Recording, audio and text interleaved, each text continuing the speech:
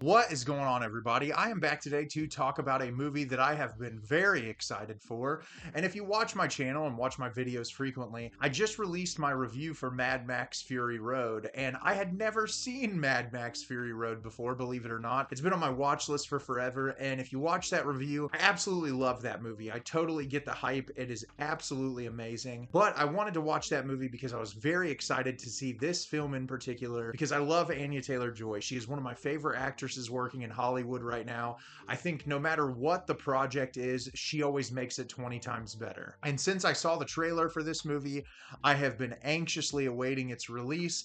I got to see the Thursday night premiere, and I'm very excited to talk to you about Furiosa, a Mad Max Saga today. Furiosa, a Mad Max Saga is directed by George Miller. As the world fell, young Furiosa is snatched from the green place of many mothers and falls into the hands of a great biker horde led by the warlord Dementis. Sweeping through the wasteland, they come across the citadel presided over by the Immortan Joe. While the two tyrants war for dominance, Furiosa must survive many trials as she puts together the means to find her way home. So, I was very excited to watch this movie, and as I said, Fury Road is very fresh in my mind. I just watched it this week, and so I went into this with high hopes, and this movie is absolutely incredible. I'm still kind of at a loss for words for just how amazing this movie is. It really lives up to the original, but does something entirely different, and I think that's one of the most impressive things George Miller could do. It keeps up that intense,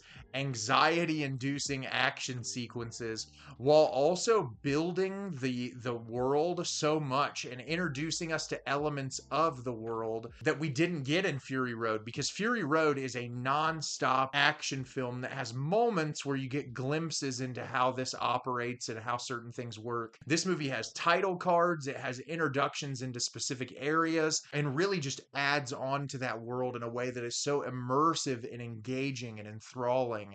And I'm really excited to tell you about the movie today. So that really in-depth plot description does an amazing job describing the film. The movie obviously centers around Furiosa, who is eventually played by Anya Taylor-Joy, but is played by a different young actress early on, and we see her taken from her home and captured by Dementis, played by Chris Hemsworth. And he, in his mind, believes that he can create this amazing utopia world if he can take over Immortan Joe and take over where the gasoline is held and take over where they manufacture the bullets. And if he's in charge, he can make sure that everyone is taken care of. But his mind is distorted. He believes that he can be this incredible person, but he's very mean-spirited and he's very awful and he's willing to commit terrible acts of violence. And after kidnapping Furiosa, the movie follows her journey after her kidnapping, and we see her grow up around Chris Hemsworth and then eventually in the confines of Immortan Joe, who, if you've seen Fury Road, you are familiar with Immortan Joe's character. And the movie is essentially just chronicling her life leading up to the events of Fury Road. So as I said, this movie is incredible. I honestly am still like pumped up by it. I saw it in a Dolby Atmos screen, and so like I could feel the engines revving through my whole body. Like the sound design in this movie is just spectacular. But I really want to start by talking about the performances. For starters, Anya Taylor-Joy, what more do I have to say? I love Anya Taylor-Joy, and her performance in this movie is just absolutely remarkable. She says about 30 lines of dialogue the entire movie, but so much of her performance in this film is through her facial expression. She has these eyes that are just impossible not to just be fixated on in a movie. She is so expressive through her eyes and through her facial expressions. And in every single moment, whether it's she's in danger or she's trying to come up with a way to get out of a situation, or we see intense drama on her face, or that feeling of loss that she has from early in the film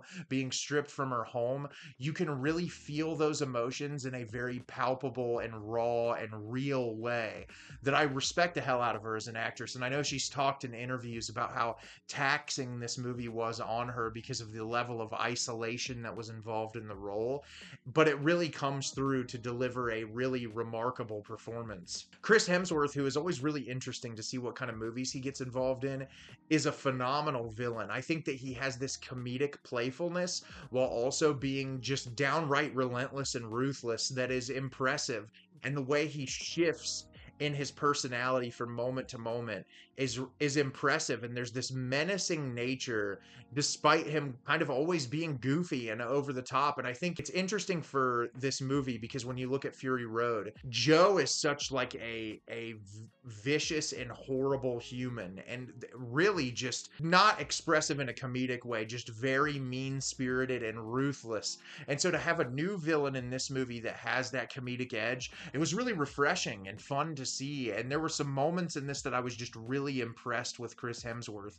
There's a lot of really amazing talent in this film, and they all do a fantastic job.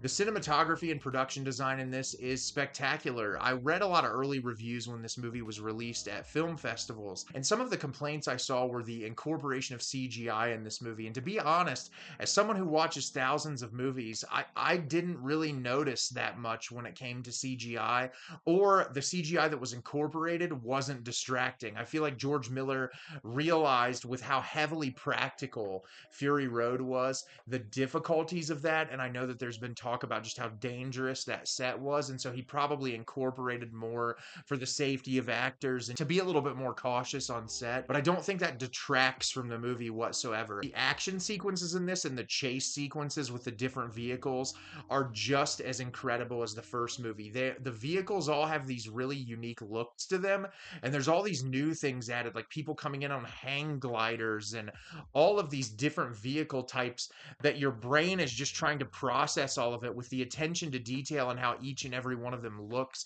The array of weapons used in this movie is just really awesome, and there's something new exploding in front of you, or bullets being shot, or people using machetes and different things, and it's chaotic in the best way possible. You are on the edge of your seat for the entire 2.5 hour runtime of this movie, and there is more exposition and there's more sequences of dialogue than in Fury Road, but it's a prequel, and George Miller is trying to establish the world and the characters in a deeper way that makes you care more about Fury Road. And I think this movie accomplishes that in a really fantastic way. Not everyone would be able to grow a world that you're already familiar with by actually adding more detail and adding more context. And I think where Fury Road has this very empowering message about feminism and caring about women and the women that are mistreated in this world, that obviously plays an element into this when it comes to Furiosa's character.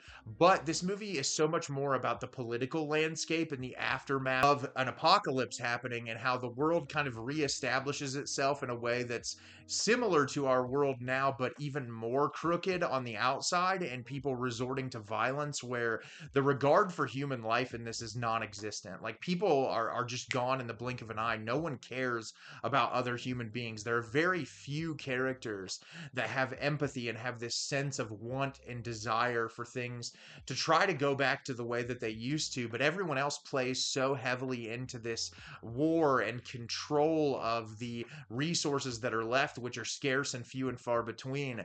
And so it's really interesting because it's so indicative of how the world actually operates. And I love that all the leaders in this are really just buffoons. They are. They think they're incredibly intelligent. They think they make these smart decisions, but they're just hungry for power. And it's comical because it's so reflective of so many world leaders we've seen in our lifetime and even before. And I love that George Miller is able to create really incredible commentary amidst just being a fantastic action film. And you can't really ask for much more in one of these post-apocalyptic movies. And I just had an absolute blast with this movie. I thought it was so much fun. It took a lot of twists and turns that I didn't expect. It also had some twists and turns that I saw coming because of the things that were already established in Fury Road. And this is a must-watch movie on like the biggest screen possible with the best sound you can get, because you will be immersed from the very first frame, and I promise you it's not going to escape you anytime soon. I am already ready to go back to the theater and watch this movie again. So have you seen Furiosa, a Mad Max Saga? Did you love it? Did you hate it? Leave me a comment down below and let me know what you thought. I thought this movie was absolutely incredible and easily in contention for one of my favorite movies of the year. As always, if you can like the video and subscribe to the channel, helps me out a lot and lets me know the type of content you're looking for. I'm always putting out new material and look forward to get more out for you in the near future. And as always, everyone, thank you so much for watching and have a great rest of your day.